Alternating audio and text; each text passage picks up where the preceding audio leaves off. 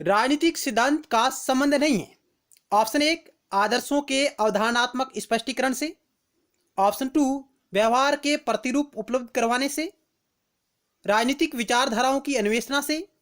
राजनीतिक प्रसार का तार्किकीकरण से। आपको राइट उत्तर का चयन करना है जिसका संबंध राजनीतिक सिद्धांतों से नहीं है।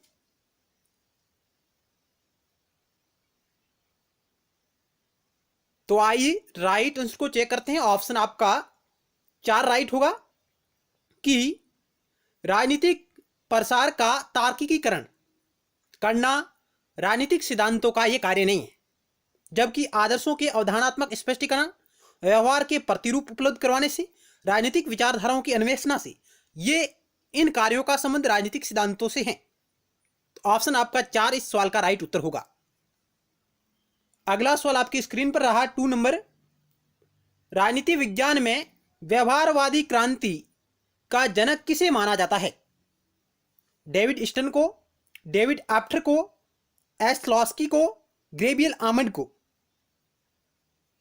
राजनीति विज्ञान में व्यवहारवादी क्रांति का जनक किसे माना जाता है? तो आपका राइट उत्तर होगा ऑप्शन ए, डेविड स्टन को। अगला सवाल आपकी स्क्रीन पर है। जबकि व्यवहारवाद के बौद्धिक पिता चार्ल्स ई मेरियम हैं, व्यवहारवाद के बौद्धिक पिता चार्ल्स ई मेरियम कहलाते हैं, लेकिन व्यवहारवाद का पिता है जो डेविड स्टन कहलाता है। यह भी फैक्ट आपकी नजरों में रहना चाहिए। अगला सवाल, राजनीतिक सिद्धांत से संप्रभुता की अवधारणा निकाल दी जानी चाहिए, यह कथन किसका है? कि राजनीतिक सिद्धांतों से संप्रभुता, सॉवरेनिटी की अवधारणा निकाल दी जानी चाहिए, यह बात किस विद्वान ने कही है? हेराल्ड जे लोस्की, ऑस्टिन वध्य, बैंथम, लियो स्टाच।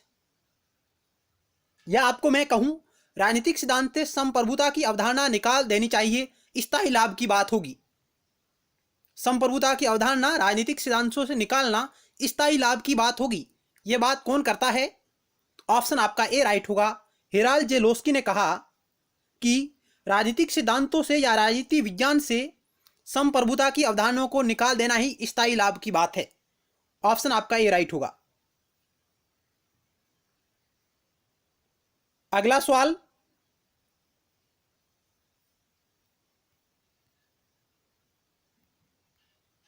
लोकतंत्र को बहुमत की निरंकुशता किसने कहा? De Tocqueville, Sidgwick, John Locke, Herman Finer. लोकतंत्र को बहुमत की निरंकुशता किसने कहा? तो राइट उत्तर होगा ऑप्शन ए, डी टॉकविले ने। ऑप्शन ए राइट होगा। अगला सवाल 5 नंबर। राजनीति का संबंध समाज में मूल्यों के आधिकारिक आवंटन से है, यह किनका कथन है? कि राजनीति का संबंध समाज में मूल्यों के आधिकारिक आवंटन से है, यह विचार किस विद्वान का है? M Lipset, Coleman, Almond, David Easton. तो यह महत्वपूर्ण परिभाषा डेविड स्टन महोदय की है। ऑप्शन 4 आपका राइट होगा। अगला सवाल,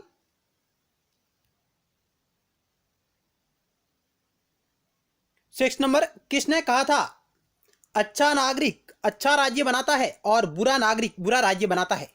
यह विचार, यह कथन किस विद्वान का है? जॉन लॉक का, रूसो का, जेरेमी बेंथम का, प्लेटो का। तो इस 6 नंबर सवाल का राइट उत्तर होगा ऑप्शन 4, प्लेटो महोदय का यह कथन है। प्लेटो ने अपनी पुस्तक रिपब्लिक में कहा था तत्कालीन यूनान की व्यवस्था के संदर्भ में अच्छा नागरिक अच्छा राज्य बनाता है और बुरा नागरिक बुरा राज्य बनाता है। ऑप्शन आपका 4 राइट होगा। अगला सवाल आपकी स्क्रीन पर रहा।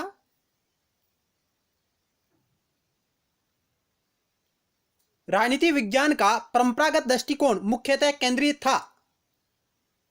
राजनीति विज्ञान का परंपरागत दृष्टिकोण मुख्यतः केंद्रित था सरकार व राज्य के अध्ययन पर, शक्ति एवं वैधता के अध्ययन पर, राजनीतिक व्यवस्था के अध्ययन पर, राजनीतिक प्रक्रियाओं के अध्ययन पर।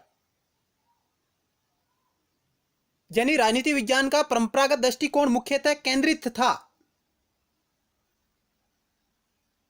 तो राइट उत्तर होगा ऑप्शन ए, सरकार एवं राज्य के अध्ययन पर। यहां तक ही वह सीमित था। ऑप्शन आपका ए राइट होगा। अगला सवाल 8 नंबर आपकी स्क्रीन पर है। राजनीति विज्ञान सरकार से संबंधित विधा है, यह परिभाषा किसने दी? राजनीति विज्ञान सरकार से संबंधित विद्या है, यह परिभाषा किस विद्वान की है? गिलक्रिस्ट, लीकोक, सीले, इनमें से कोई नहीं। तो इस सवाल का राइट उत्तर होगा ऑप्शन बे, लीकोक की यह परिभाषा है, लीकोक महोदय की। हालांकि लीकोक और सीले ये दोनों विद्वान राजनीति का अध्ययन सरकार के संबंध में करते हैं। ऑप्शन इस सवाल का बी राइट होगा, लीकोक। लीकोक और सीले ऐसे दो विद्वान हैं जो राजनीति विज्ञान में सरकार के अध्ययन की बात करते हैं। अगला सवाल आपकी स्क्रीन पर रहा 9 नंबर। जिस प्रकार हम सौंदर्य शास्त्र को विज्ञान की संज्ञा नहीं दे सकते, उसी प्रकार राजनीति शास्त्र को विज्ञान नहीं कहा जा सकता। यह कथन किस विद्वान का है? काम्टे का, ब्रक का, मेटलैंड का, गिलक्रास्ट का। जिस प्रकार हम सौंदर्य शास्त्र को विज्ञान की संज्ञा नहीं दे सकते, उसी प्रकार राजनीति शास्त्र को भी विज्ञान नहीं कहा जा सकता। यह कथन किस विद्वान का है?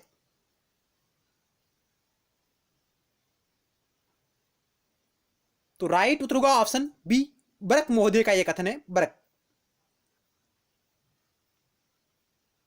जबकि मेटलैंड ने भी यही बात कही है। मेटलैंड भी वह विद्वान है जो राजनीति विज्ञान को विज्ञान नहीं मानता है, और यह कहता है कि जब मैं राजनीति विज्ञान के प्रश्नों से शीर्षक को देखता हूं तो मुझे प्रश्नों से नहीं, उसके शीर्षक से खेद होता है। ये बात मेटलैंड करते हैं। इनका कथन भी आपके नजरों में रहना चाहिए। अगला सवाल आपकी स्क्रीन पर रहा 10 नंबर। निम्न में से कौन सा कथन सही नहीं है?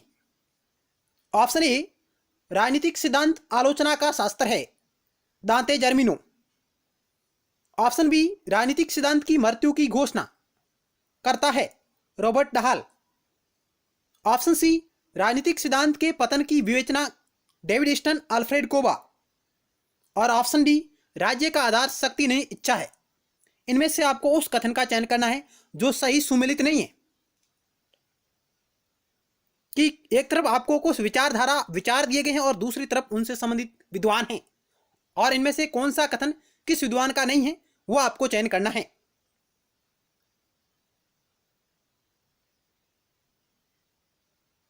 तो आइए राइट उत्तर को चेक करते हैं। ऑप्शन आपका डी राइट होगा। राज्य का आधार शक्ति नहीं इच्छा है, यह रूसो का कथन नहीं है, तो किसका है? यह ग्रीन का है। जबकि ए, बी और सी तीनों सुमेलित है कि राजनीतिक सिद्धांत आलोचना का शास्त्र है, दांते जर्मनी को कथन है। राजनीतिक सिद्धांत की मृत्यु की घोषणा रॉबर्ट डहाल द्वारा, और राजनीतिक सिद्धांत के पतन की विवेचना डेविड स्टन और अल्फ्रेड कोबा द्वारा भी की गई।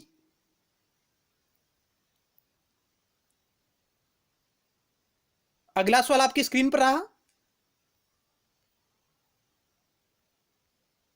मनुष्य स्वभाव से ही एक राजनीतिक प्राणी, और वह जो समाज अथवा राज्य के बिना रहता है या तो देवता है अथवा पशु है।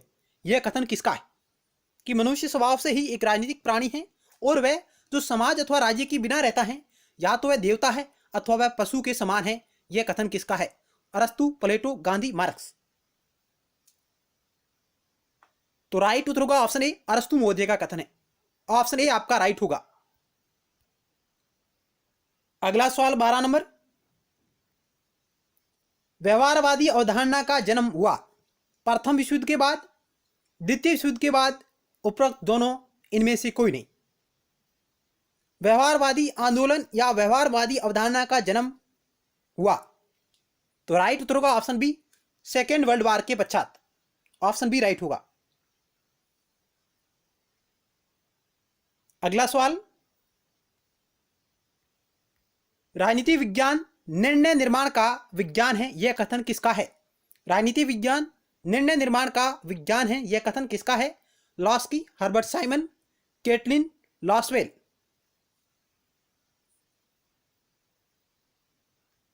तो राइट उत्तर होगा ऑप्शन टू, हर्बर्ट साइमन का यह कथन है कि राजनीति विज्ञान निर्णय निर्माण का विज्ञान है। केटलिन महोदय राजनीति विज्ञान को शक्ति विज्ञान के रूप में परिभाषित करते हैं। अगला सवाल आपके स्क्रीन पर रहा।